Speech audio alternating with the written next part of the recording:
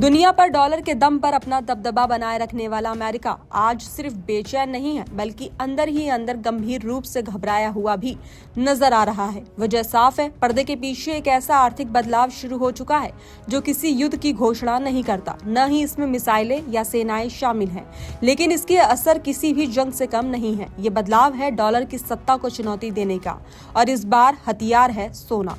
भारत, रूस और चीन जैसे देश अब खुलकर या चुपचाप नहीं बल्कि रणनीतिक तरीके से उस व्यवस्था को कमजोर कर रहे हैं जिसने दशकों तक अमेरिका को दुनिया का आर्थिक सरताज बनाए रखा। पिछले कई दशकों से अमेरिकी डॉलर सिर्फ एक करेंसी नहीं रहा बल्कि एक ऐसा वैश्विक हथियार बन चुका था जिसके जरिए अमेरिका ने दुनिया के देशों को नियंत्रित किया। अंतर्राष्ट्रीय व्यापार करना हो, तेल खरीदना हो, कर्ज लेना हो या वैश्विक बाजार में लेन देन करना हो, हर रास्ता डॉलर से होकर गुजरता था। यही वजह थी कि दुनिया के ज्यादातर देशों को अमेरिकी नीतियों के आगे झुकना पड़ता था। अगर किसी देश ने अमेरिका की शर्तें नहीं मानी तो उस पर आर्थिक प्रतिबंध लगाना, बैंकिंग सिस्टम से बाहर कर देना या उसके डॉलर रिजर्व को रोक देना अमेरिका के लिए मुश्किल काम नहीं था। लेकिन साल 2022 में यूक्रेन युद्ध के दौरान एक ऐसी घटना हुई जिसने पूरी दुनिया की आंखें खोल दी। अमेरिका और उसके सहयोगी देशों ने रूस के विदेशी मुद्रा भंडार को फ्रीज कर दिया। अरबों डॉलर अचानक रूस के किसी काम के नहीं रहे। ये सिर्फ रूस के लिए झटका नहीं था बल्कि पूरी दुनिया के लिए एक चेतावनी थी। संदेश साफ था, अगर आपका पैसा डॉलर में है तो वो पूरी तरह आपके नियंत्रण में नहीं है। जरूरत पड़ने पर अमेरिका उसे रोक सकता है, फ्रीज कर सकता है या बेकार बना सकता है।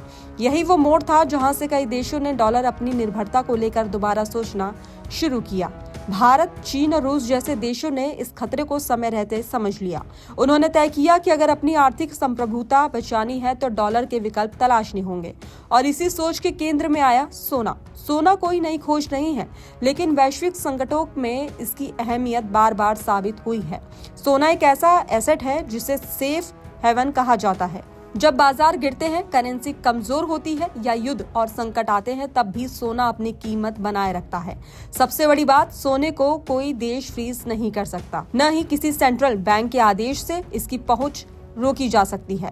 यही वजह है कि पिछले कुछ सालों में भारत, चीन और रूस ने अपने सेंट्रल बैंक रिजर्व में बड़ा बदलाव किया है।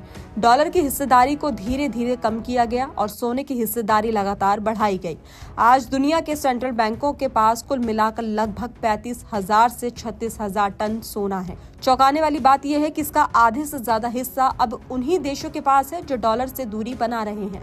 भारत, चीन, रूस और उनके सहयोगी देशों के पास मिलाकर 17,500 टन से ज्यादा सोना जमा हो चुका है। अमेरिका के पास अब भी दुनिया का सबसे बड़ा गोल्ड रिजर्व है, करीब 8,133 टन। लेकिन गौर करने वाली बात यह है कि अमेरिका का गोल्ड रिजर्व सालों से लगभग स्थिर है, जबकि चीन, रूस और भारत लगातार इसमें इजाफा कर रहे हैं। चीन के पास लगभग 2,279 टन, रूस के पास 2,332 टन और भारत के पास करीब 880 टन सोना है, और ये आंकड़े हर साल बढ़ते जा रहे हैं। इसका मतलब साफ है कि वैश्विक आर्थिक ताकत धीरे धीरे डॉलर से हटकर सोने की ओर शिफ्ट हो रही है। ये बदलाव सिर्फ रिजर्व तक सीमित नहीं है। ब्रिक्स देशों की रणनीति कहीं ज्यादा गहरी और व्यापक है। अब ब्रिक्स सिर्फ ब्राजील, रूस, भारत, चीन और दक्षिण अफ्रीका तक सीमित नहीं रह गया। इसमें ईरान, मिस्र, इथोपिया और संयुक्त अरब अमीरात जैसे देश भी शामिल हो चुके हैं। ये सभी देश न सिर्फ सोना खरीद रहे हैं बल्कि खुद सोने का उत्पादन भी बढ़ा रहे हैं। उदाहरण के तौर पर चीन ने 2024 में लगभग 380 टन सोना पैदा किया, रूस ने 340 टन और ब्राजील ने सितंबर 2025 तक अपने रिजर्व में 16 टन सोना जोड़ा। इसका मतलब ये है कि ये देश केवल अपनी सुरक्षा नहीं कर रहे बल्कि सोने की वैश्विक सप्लाई पर भी पकड़ बना रहे हैं। आज ब्रिक्स और उससे जुड़े देशों का संयुक्त व्यापार दुनिया के कुल व्यापार का लगभग 30% हिस्सा है। सबसे अहम बात यह है कि इस व्यापार का बड़ा हिस्सा अब डॉलर में नहीं बल्कि लोकल करेंसी या सोने की वैल्यू के आधार पर किया जा रहा है। जैसे जैसे ये ट्रेंड बढ़ेगा वैसे वैसे डॉलर की जरूरत कम होती जाएगी और उसकी मांग अपने आप घटेगी। इस पूरे बदलाव में भारत की भूमिका बेहद अहम हो जाती है। अमेरिका ने भले ही भारत पर भारी टैरिफ लगाए हों, लेकिन इसके बावजूद भारत का निर्यात लगातार बढ़ा है। साल 2020 में भारत का एक्सपोर्ट लगभग 276.5 अरब डॉलर था। 2021 में यह बढ़कर 395.5 अरब डॉलर हो गया। 2022 में 453.3 अरब डॉलर और 2024 में करीब 443 अरब डॉलर तक पहुंच गया है। वित्त वर्ष 2024 और 25 में भारत का कुल गुड्स और सर्विस एक्सपोर्ट्स 825.25 अरब डॉलर तक पहुंच चुका है। चालू वित्त वर्ष के पहले 8 महीनों में ही भारत 562 अरब डॉलर का निर्यात कर चुका है। ये आंकड़े साफ बताते हैं कि भारत अब सिर्फ एक बड़ा बाजार नहीं रहा, बल्कि एक मजबूत वैश्विक सप्लायर बन चुका है। डॉलर का दबाव हो या टैरिफ का खतरा, भारत की अर्थव्यवस्था ने खुद को संभाला है और आगे बढ़ाया है।